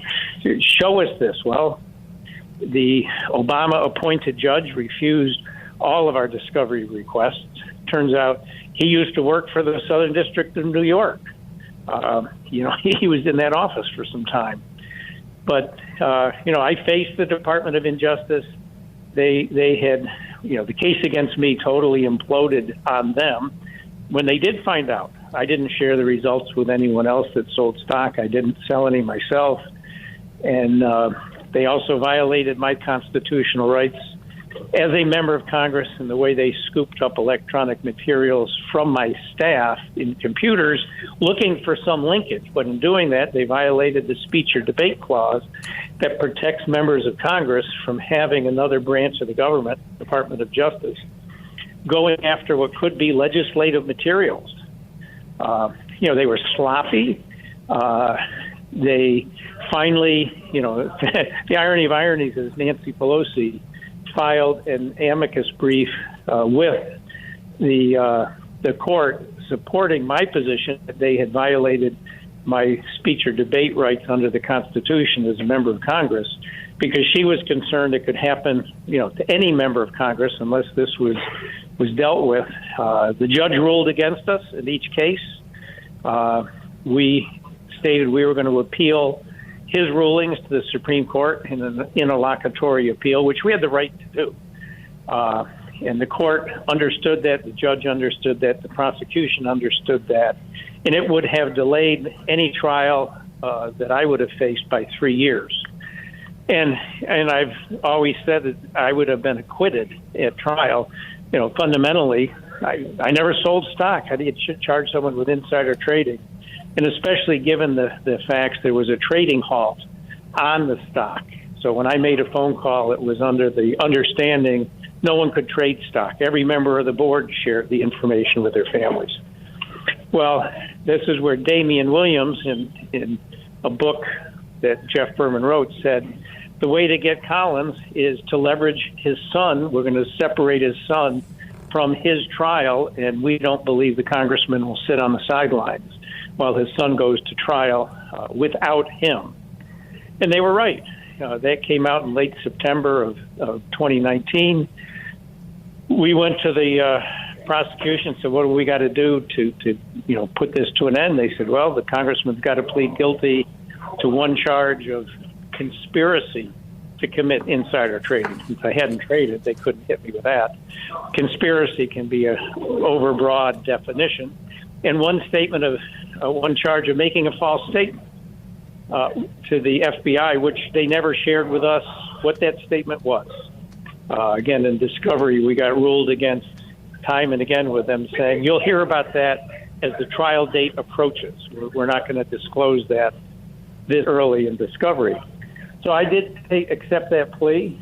My son pled guilty to one charge of conspiracy to commit securities fraud, and at sentencing, what I did worked to the extent my son was put on probation, and the judge slapped me with 26 months in federal prison, even though the probation department had recommended, a year and a day, almost unheard of for a judge to more than double the time that somebody's going to be sentenced. But he even made a mention at my sentencing how I had the audacity to run for re-election, which I did in 2018. I was indicted less than 90 days from the election. Jeff Berman, in his book, admitted he understood the political impact of that, but he thought my constituents deserved to know I was under indictment, or would be. So he indicted me, like they've done with Trump. I had less than 90 days to go. I had 11 felony counts on my head. You'd say, who can ever get elected with 11 felony accounts, in less than 90 days from the election? The long and short of it is, after pausing my re-election for about 5 weeks, I stepped back out, ran for re-election, and I was re-elected to Congress in the November 2018 election, even though I had 11 felony counts on my head. The other thing that happened, I went in, and Paul Ryan, who was our speaker, took me aside, and he said, we have a rule that says you can't serve on a committee. I was on the most influential committee, Energy and Commerce. He stripped me of my committee assignment, and it was a fabricated rule. That rule did not exist. I wasn't going to fight the Speaker of the House, but as I think back on it, he stripped me of my committee assignment, and there was no basis for that. I accepted it and said, okay, life moves forward, and it did. I had to when I pled guilty on September 30th and resigned from Congress the next day, October 1st of 2019, and then had to sit back, wait for the sentencing, and again, was successful that my son did not go to prison, and I got hit with 26 months. I'm old enough to say if in a camp setting in Pensacola, whatever that happens to be, I can survive that, but it's all about family. And so I did think, COVID hit very shortly after I was sentenced. And in this case, when COVID hit, I was not yet in, and we were able to postpone my date to get into prison based on the fact I was 70 years old, had asthma, would have been at very high risk of dying in prison if I contracted COVID, and there was no vaccines. So we got several delays, from March till April to June to August to October, because it was COVID still raging throughout 2020, and I was in the high risk category. I was due to report October 13 of 2020, and we asked for another delay till December because of my age and underlying health issues. And it should have been, kind of a no-brainer. But in this case, the judge refused to act on our ruling, and he let our ruling expire. And it's obvious now they wanted me to do jail time, and the rumor was I might be pardoned by President Trump. And so the judge, he'll have to, at some point in his day of reckoning, reported into a federal prison on October 13th, had on high blood pressure. At a point in time, there were no treatment or anything else COVID. And they actually said prison was safer than Marco Island, Florida. There were cases of COVID in Marco Island, Florida, where I was living, but there were no cases of COVID in the federal camp in Pensacola. I mean, the audacity of that logic escapes me. But I was forced in. I was there for 71 days and was pardoned on December 22nd of 2020 and came home, to start my life. And the irony is 3 weeks after I left the prison camp, COVID ravaged the prison camp. 100% of the inmates contracted COVID within 3 weeks of President Trump's pardon of me to get me out of what I think may well have been a death sentence. Because I would have contracted COVID along with January of 2021. At home, I was safe, and I will say in a memoir I've been working on, President Donald J. Trump saved my life with a pardon on December 22nd, 2020, 3 weeks before COVID ravaged the entire Pensacola prison camp. So I just run a very long piece to my story. There's several things that should disturb any listener about the Department of Injustice, about how they leverage family, they overcharge, they pressure in order to get guilty pleas. They don't like to go to trial. They just want guilty pleas so they can write books and brag about, in my case, taking down a sitting member of Congress. But at some point, they need to answer the fact that I was even forced into a prison in the midst of the COVID pandemic. At my age, I was the only person in the prison camp over age 70. And again, with asthma and high blood pressure. But I did get out. Thank you, President Trump, for saving my life. And now I intend to go back to Congress sometime after Byron Donalds moves, I think, into the administration. And, I'll have another chapter in my book of life. The whole world, of course, saw on the morning of January 25th, 2019, 29 heavily armed, fully SWAT-clad FBI agents swarm my home to arrest me for the first time nonviolent alleged crime of lying under Congress in my voluntary testimony regarding Russian collusion that we now know definitively never actually happened. This was, I think, apparent to everybody, set up for CNN, who just happened to have a camera crew 25 feet from my front door. Wow, how coincidental they just happened to be there. You narrowly avoided a very similar situation where they, I think, not only sought to take you down for politically motivated reasons, but to humiliate you, largely because you were a supporter of President Trump. But you avoided that. Tell us about that.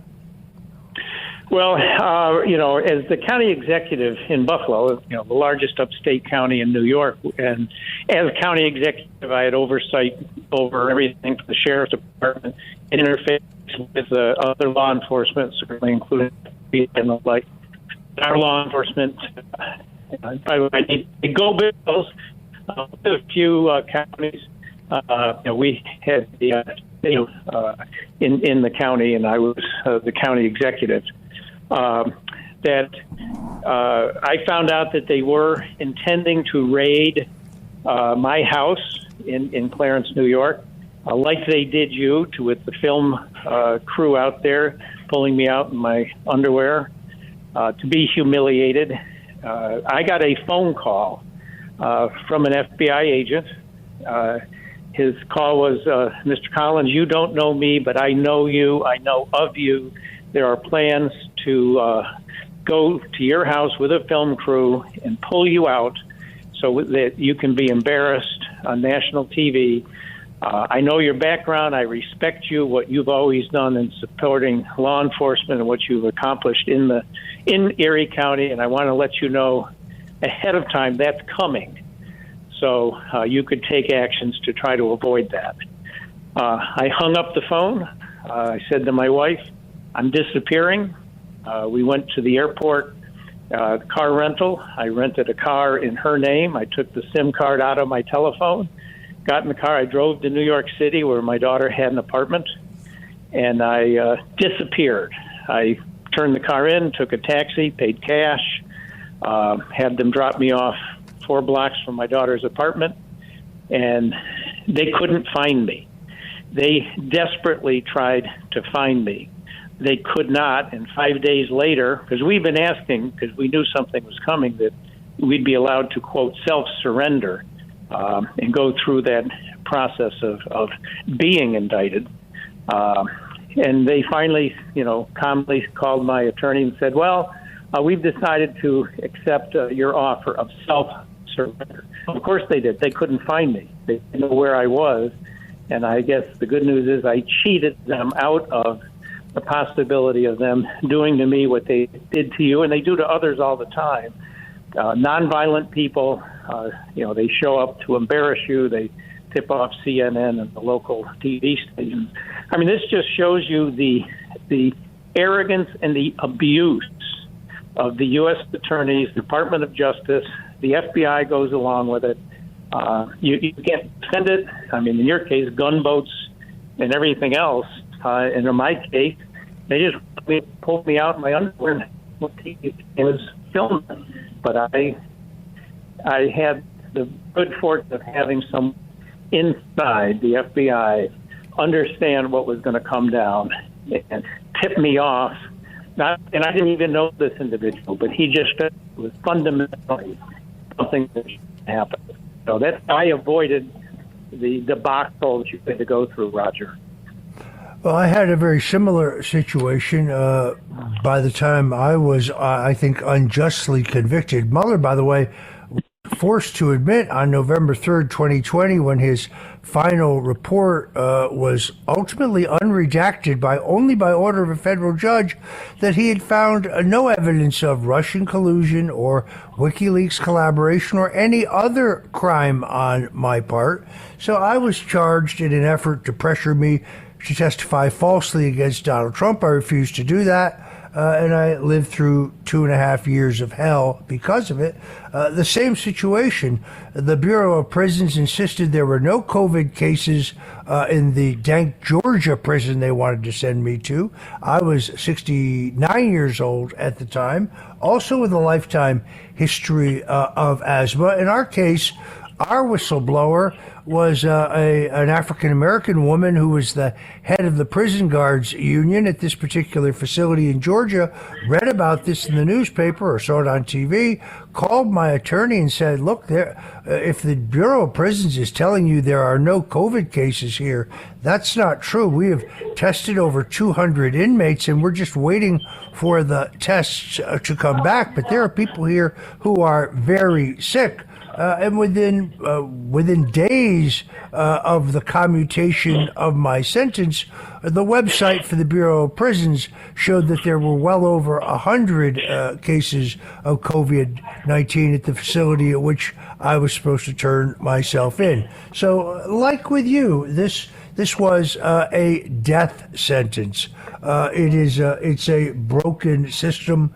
There are those, particularly some in the media, who will never get over the fact that, well, I continue to this day to say that I did nothing wrong, because I did nothing wrong, and I thank Jesus Christ, my faith, and the bold leadership of Donald Trump for saving my life. Very similar to you. Let's get into a much I think brighter topic, although an important one. Chris, if you get back to Congress, what's the first thing you would do? What are the greatest challenges facing this country today? Because I know it has to be hurting you to know, given your record of leadership and your record of accomplishment on behalf of the people of upstate New York and the people you would now serve in southwestern Florida, what would you do if you got back to Congress? What would be your priorities?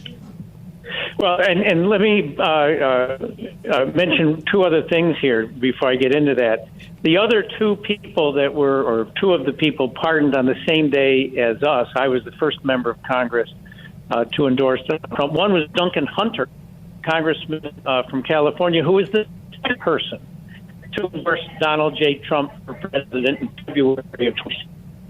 He also was forced into a guilty plea to a felony with leveraging his family, having to do with some campaign fund issues, which is never done criminally. Again, it's you might settle with the ethics people or something else. They saw take me down, the first member of Windward, and they thought it would take Hunter down, the second member, and then they took down General Flynn.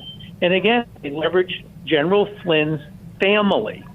Somebody, as we all know his story and what he went through. But you and I were pardoned. Duncan Hunter was pardoned. So was General Flynn, because President Trump understood the injustice done, frankly, to all of us, as well as Paul Manafort, his campaign manager, who was also pardoned on the same day. There was a whole list of Trump supporters that were taken down by the Department of Injustice. But back to your question, the beauty of me going back to Congress will be Donald J. Trump will be the president of the United States. People may not realize, too, that because of my support and interaction with the president during his campaign, I was appointed by Paul Ryan, who later stripped me of my committee assignment, to be and this was at Trump's assistance, the congressional liaison to the White House. And I also was placed on President Trump's, the executive committee of his transition team. So I was involved with getting and helping vet all the appointments into the administration. Any member of Congress who wanted someone they knew to enter the administration into any appointed position had to run that through my office. And then we worked with the president's staff to, recommend certain people for all manner and sort of administrative jobs. There's literally like 2,000 appointments that come through when there's a change in administration. Chris, I apologize. Unfortunately, we have run out of time. I want to thank Chris Collins, former and future member of Congress, for joining us here on the Roger Stone Show. My Chris, pleasure, God bless Roger. you, Thank and so Happy much. New Year. Yes, you as well. Thank you, Roger. Richard Nixon, Ronald Reagan, George W. Bush, and Donald Trump. And a friend of mine for a long time, he only likes politics. If you ask him about how are the Yankees doing, he has no interest. If you ask him almost anything, he likes politics, and he's a professional at the highest level. Roger Stone. All of these presidents relied on one man to secure their seat in the Oval Office. That man is Roger Stone. This is the Roger Stone Show on 77 WABC. Presented by Legacy Precious Metals. This is Roger Stone, and we're back on the Roger Stone Show here at 77 WABC Radio. Folks tune in to the Roger Stone Show mostly because they love politics, and my guest today, Doug Kaplan, is one of the foremost survey researchers and political consultants in the country, with more than 12 years in experience in American politics. He has empowered companies, nonprofits, as well as candidates to thrive by offering services in public relations, digital marketing, direct mail campaigns, call management, and precise and deadly accurate polling, that is survey research. I'm delighted to have Doug Kaplan join me today on the Roger Stone Show. Thank you, Roger. It's an honor. How are you? So you have given political commentary for Politico, Bloomberg, the Washington Post, the Washington Times, the Orlando Sentinel, and many others. I've heard you on the Howie Carr Show, on NPR, on All America's News. I'm really delighted that you could make the time to talk to us today. You've conducted over 500 public opinion polls in your career. You've been involved literally in thousands of political campaigns. Starting off, tell me your impressions of the final results of the much covered Iowa caucuses. Yeah, listen, it couldn't be better news for President Trump. He got over 50%. I believe it was a record margin. We're close to it.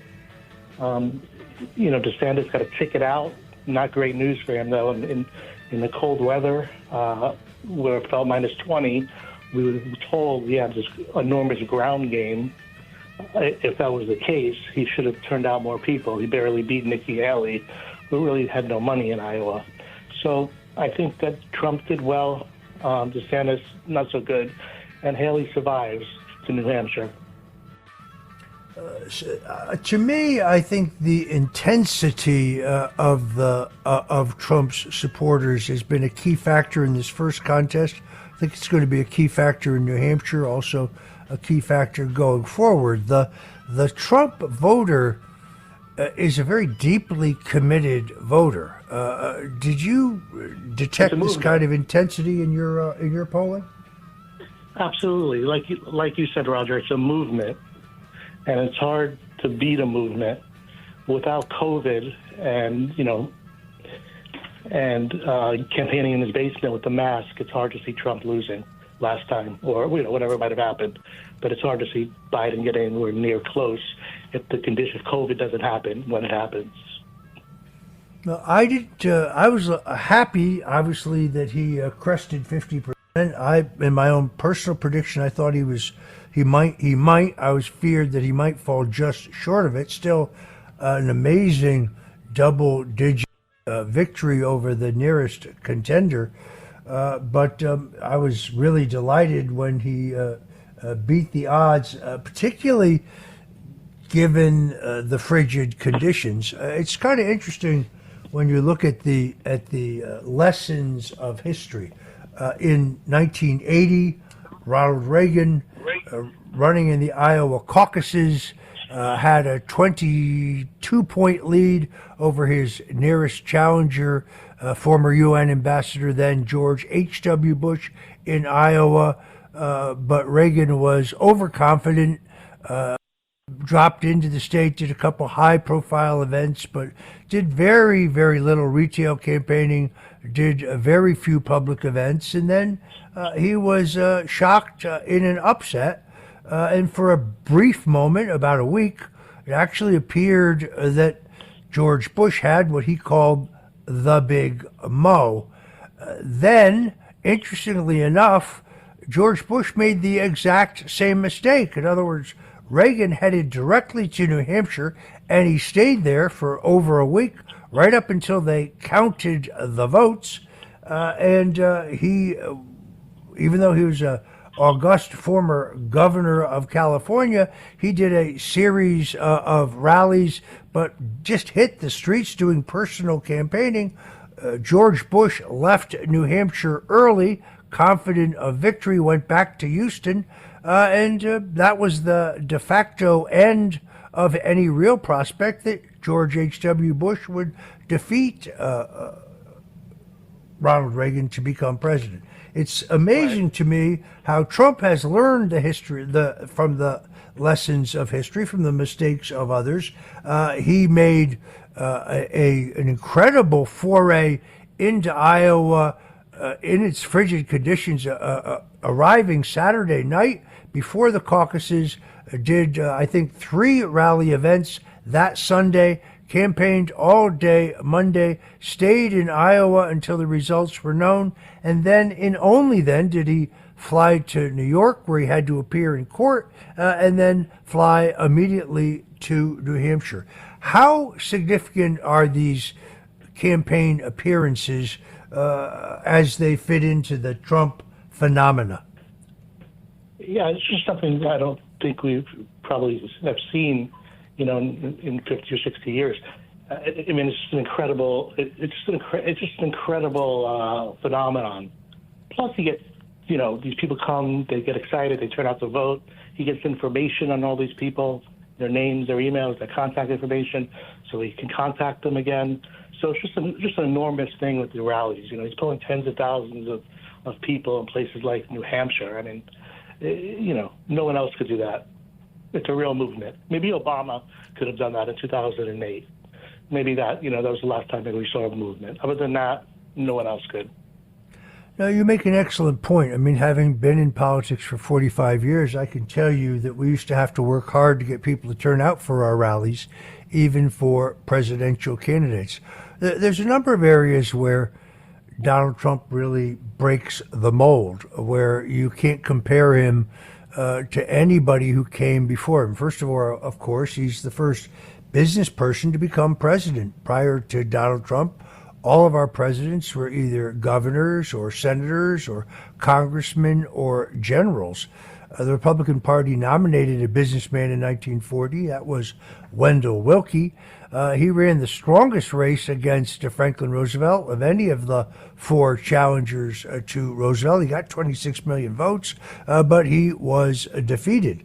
All of the conventional rules are off the table when it comes to Donald Trump. Not only does he turn out thousands of people for these rallies, and believe me, when he goes to a state, any state, I'm contacted by people I know in that state asking me whether I can get them on the list, whether I can get them priority seating, whether I can get them in the gate.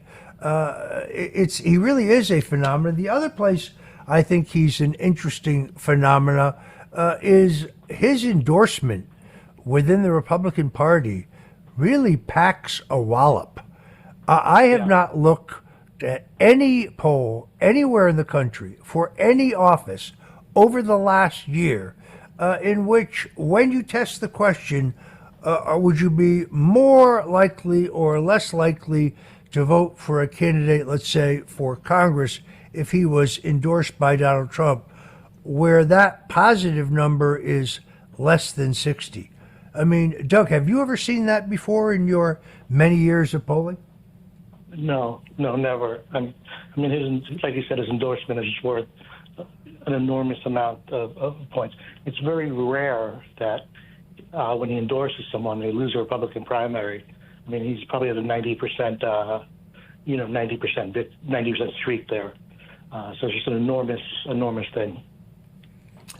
How do you see New Hampshire unfolding, given the data that you've, not only your own data, but the data that you've been looking at? You know, we put out a poll in a couple of months ago. We saw Haley rising. The Spanish people are very nasty about it. They were attacking, etc. The thing is that Haley's been rising. There's been polls which show her at second. But I think that she made a critical error. I think by canceling the debates with DeSantis this weekend, where is she going to get any momentum at? Trump has all the momentum.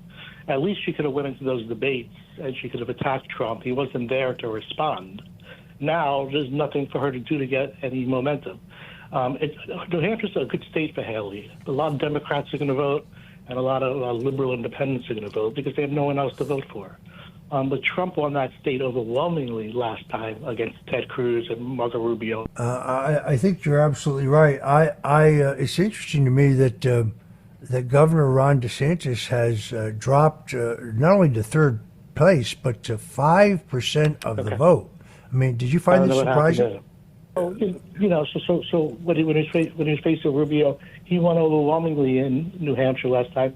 I see if Haley doesn't win by at least under 10 points, I don't know how she continues, because then she's going to lose her home state the next week ahead.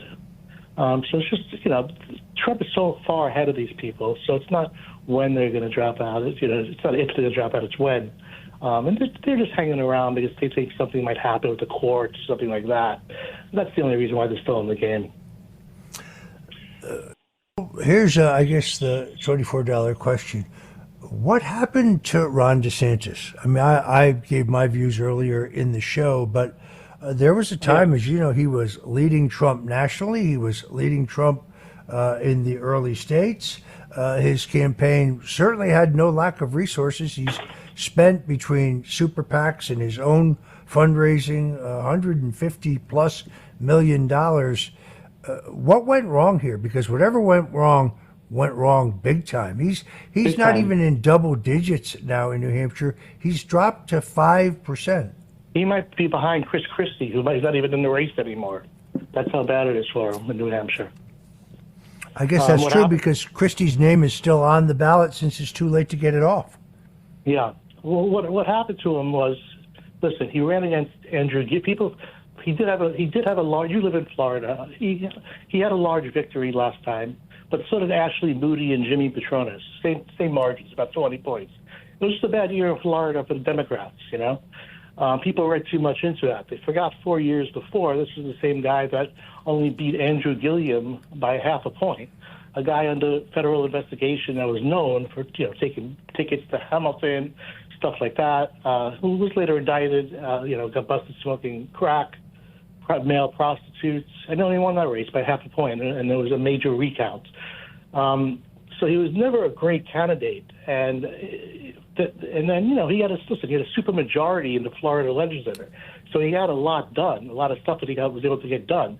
He never had a Nancy Pelosi or Chuck Schumer to deal with.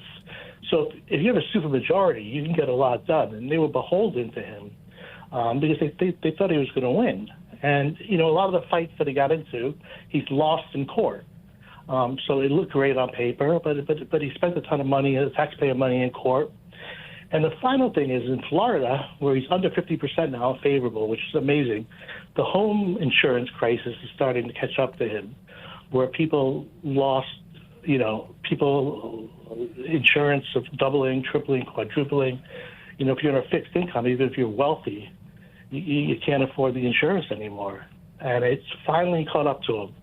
And people are paying attention to that issue locally. But I think DeSantis, with Trump, it's just hard to explain. He wanted to run a race. He never wanted to offend Trump. So he really never went after him with all that money. He hired the same people as Ted Cruz, the same exact people. They ran the same exact race and they squandered $150 million on nothing. So it's a pretty amazing thing. And you look, Marco Rubio endorsed Trump the other day. It was really a spit in the face of his home governor, DeSantis. And that was all about control of the Republican Party in Florida for 2028, you know. That's what that was about. But I don't think we've ever seen a campaign run like DeSantis before, an implosion like him. He was at 35%. Now he's down to 10. Yeah, early on, he refrained from attacking Donald Trump, even though he was under withering attack from Trump, who charged him with disloyalty, given Trump's role in DeSantis' meteoric rise. People who don't live in Florida may not be aware of the fact that 2018, Ron DeSantis was a largely unknown congressman with a not particularly distinguished record, struggling in the polls in a race for governor, struggling to raise money. And it was only the tweeted endorsement of Donald Trump, which catapulted DeSantis to the Republican gubernatorial nomination. And then after two, I would argue, bad debates with the mayor of Jacksonville, Andrew Gillum, at best a draw, although if you go back and look at them now, Gillum's superior knowledge of state issues and efforts to move to the center, despite the fact that he was in fact a radical progressive, Donald Trump had to come to Florida, change his schedule in the last 2 weeks to come to Florida 3 times to literally drag Ron DeSantis across the finish line. I think I was one of the first people in the country to tell President Trump that Ron DeSantis was going to challenge him in 2024. And he honestly, the first time I told him, he didn't believe me. And then shortly thereafter, he said, I think this guy might be prepared to challenge me. And I said, yes, he is. And then the third time, it was kind of, wow, this SOB, this ingrate is actually going to run against me. But in politics, your campaign has to have a rationale. Why are you running? Right. If he was going to try to be the America First candidate, that space was already taken by the originator of the America First movement, Donald J. Trump himself.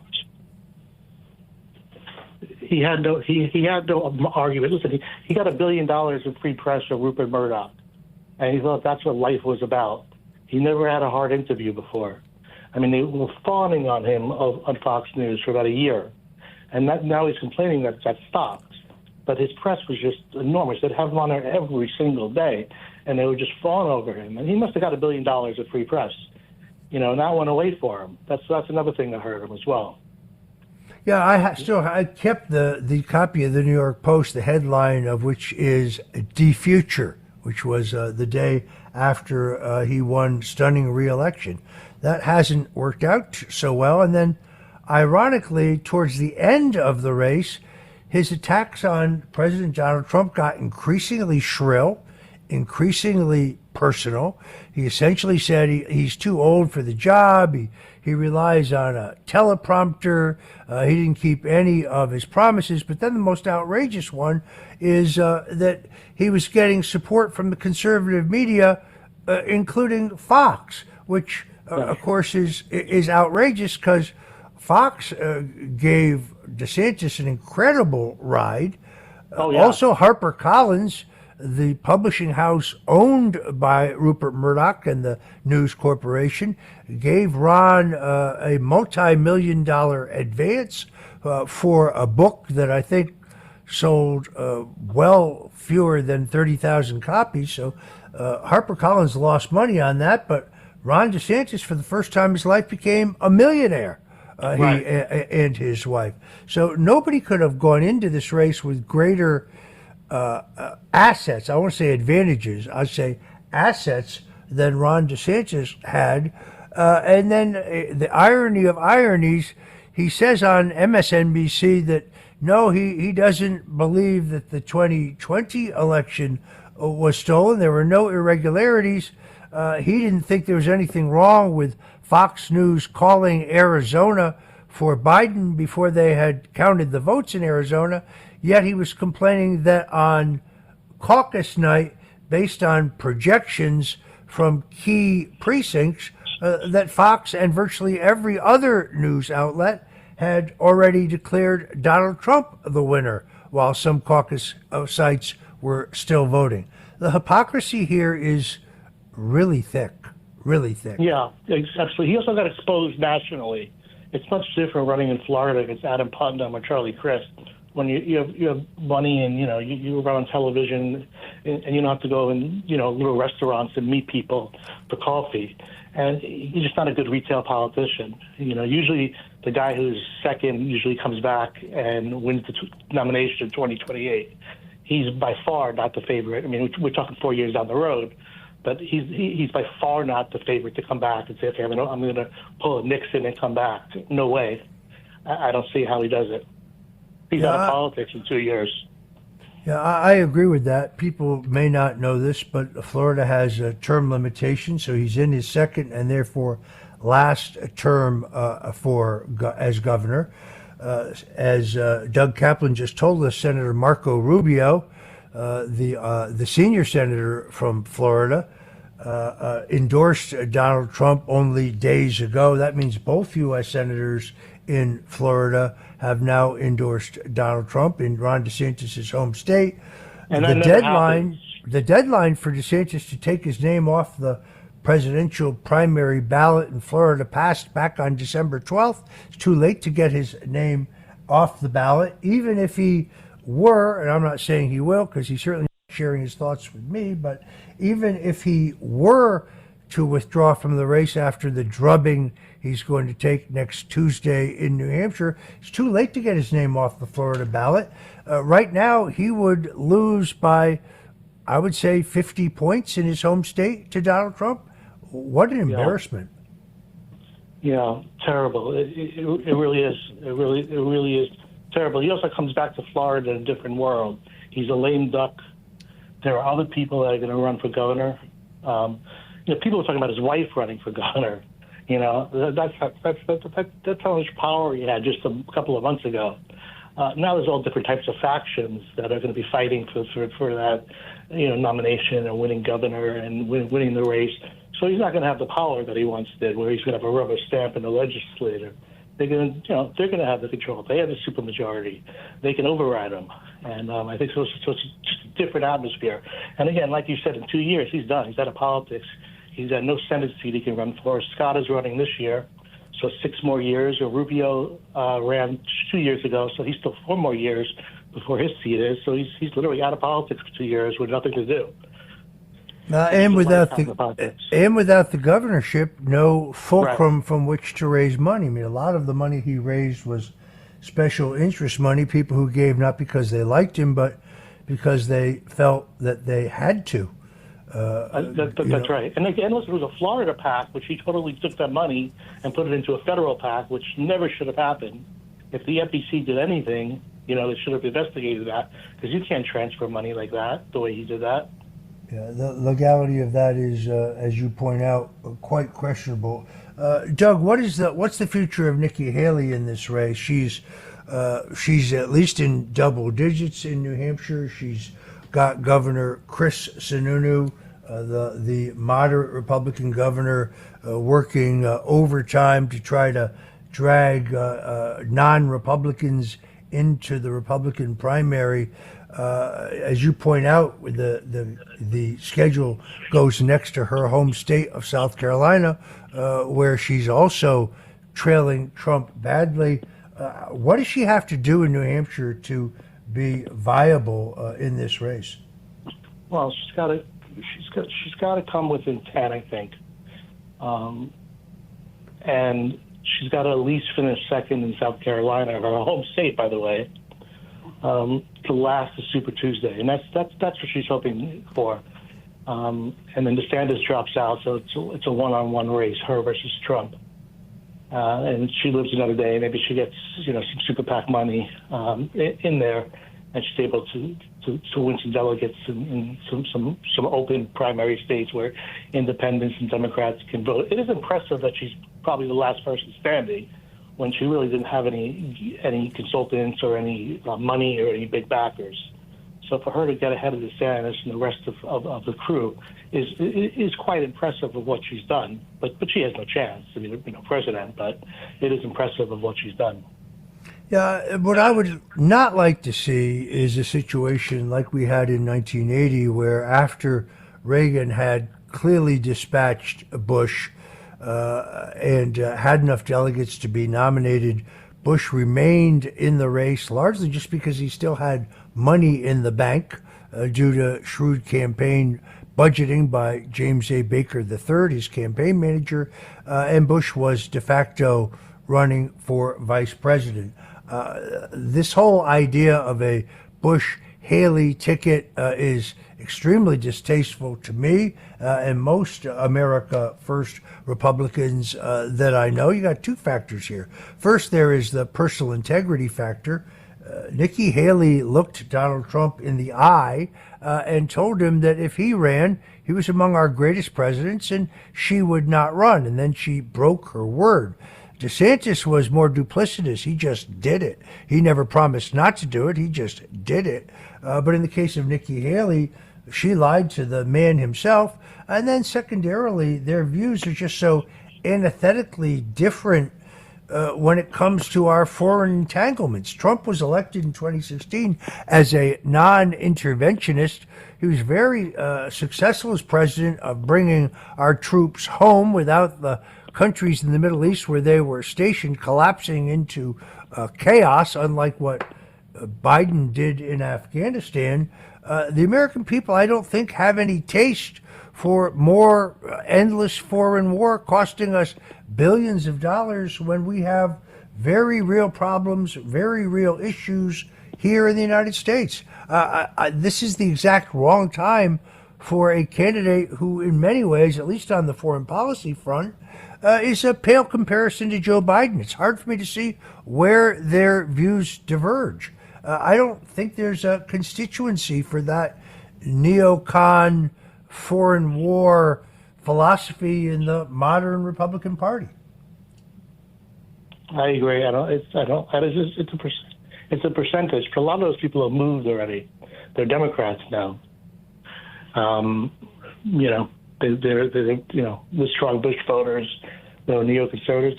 They become Bush voters. They become Democrats already.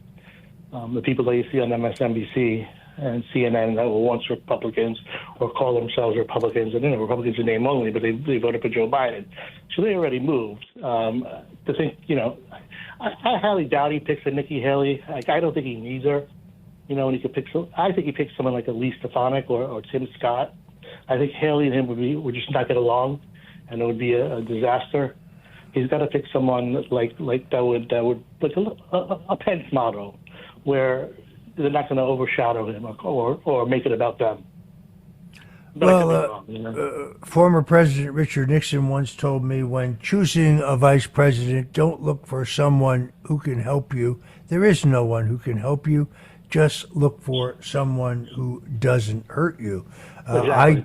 I joked a couple weeks ago that if Donald Trump picked Nikki Haley, he'd need a food taster. I think the blood is not good.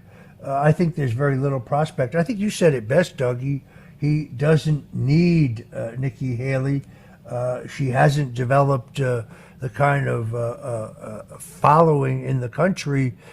I think she confounded a lot of people on caucus night when she said, even though she came in third, this is now a two-person race. Although now that you look at these poll numbers, that may actually be true. Yeah, I think it is. I think it is a two-person race, unless somehow DeSantis surprises in South Carolina. I just don't know how he does it, since it's her state. She's going to get some. Granted, she hasn't been governor in a while, but it's hard to think all of a sudden DeSantis is going to leapfrog, especially when he doesn't have any. Where's he going to get the momentum from? He doesn't get to debate her. So that could be a reason why she canceled it as well, to save herself in South Carolina in case she made a mistake. She would have, she saved herself in South Carolina. But it's just hard to see how DeSantis has any money after South Carolina if he finishes third. So it seems to me like it's a two-person race. And really what's saving Haley is independents and Democrats. She performs well in these open primary states like New Hampshire, where the Democrats can vote and the independents can vote. In a state like Florida, where only Republicans can vote, she doesn't perform well. She still performs better than DeSantis, but she doesn't perform. She's 40 points behind Trump instead of 20 points behind Trump. So I think that's her story. We're almost at the end here, but let's hit this as kind of our final point. How do you see a Trump-Biden race based on everything you are looking at? Well, I think the polls are kind of irrelevant at this point. I think it's very close. I think the problem for Biden is that they claim they got it. This is what they claim. They claim they got the deficit under control. The stock market's at record highs. Unemployment's pretty low. Yet he's still, at 40% of his favorables. What happens if something goes wrong on the economy, like something big? What is he going to do? Where's his momentum going to come from? How is he going to gain votes if he's already not winning in the polls? I don't know what he does to gain. So that's going to be his problem. I don't know what his plan for the future is. And I think immigration is just killing him. All right. Unfortunately, we have to wrap it up there. Let me thank my guest, pollster Doug Kaplan. And folks, this has been the Roger Stone Show. Please hang on for my good friend Joe Piscopo, who's going to be right up with Sundays with Sinatra.